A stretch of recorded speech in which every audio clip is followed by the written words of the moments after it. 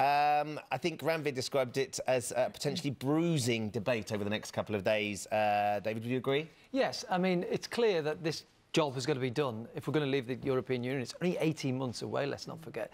They've got to move all these vast array of laws over the last 40 years, which the EU have taken control of, back onto our statute book. Of course, the Labour Party will use it to make political points, accusing the government of power grabs. So we expect all that. The problem is that I think for every Labour person who votes against it, there'll be a Labour person there'll be some Labour people who realise that their voters want to leave the European Union and don't want to be seen to be blocking it. Yeah. And the Tory rebels, for that reason, won't want to give the Labour MPs a foot in the door on Kevin, this. I mean, this has to be done. Everything that the EU has sort of been in charge of, we have to take back control of. That's the whole point, isn't it, of the referendum?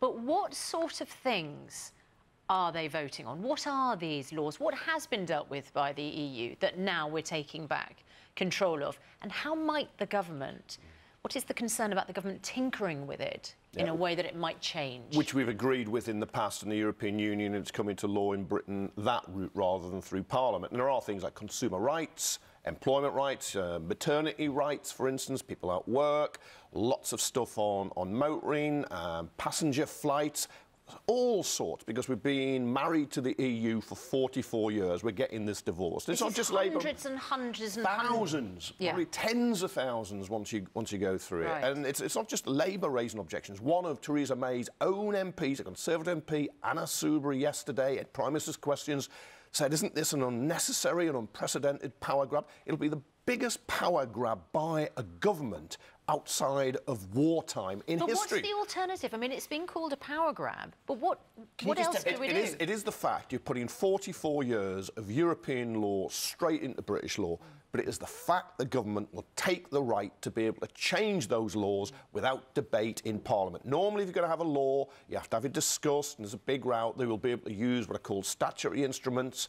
You just put a motion down and you change that law. That's what it's about. It's almost like having a coup and you're going to sideline Parliament. It's massive. And it's not really about Brexit or not Brexit. It is how you do it. But take back control. Though, Kevin, that if the government weren't to do that, it would take years and years and years to sort out all these minutiae. But you talk about cliff edges. There would be a cliff edge if you just left the European Union with those laws still as European law, because we would no longer be bound by those laws. So moving them over to the British statute book is a way of keeping continuity and avoiding the cliff edge, which people like to keep talking about. May moved the Article 50, the formal process of withdrawing, back in March. She'd done none of the preparations then. She rushed into that. Then she wastes more time having a general election. So she's now trying to create this crisis near cliff edge, and they were all banging on about Big Ben when the clock ticking really was to leaving the EU.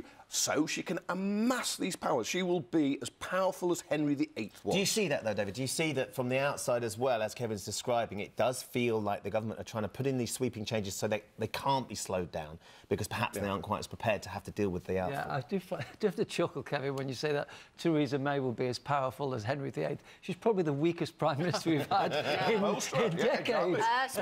Talking of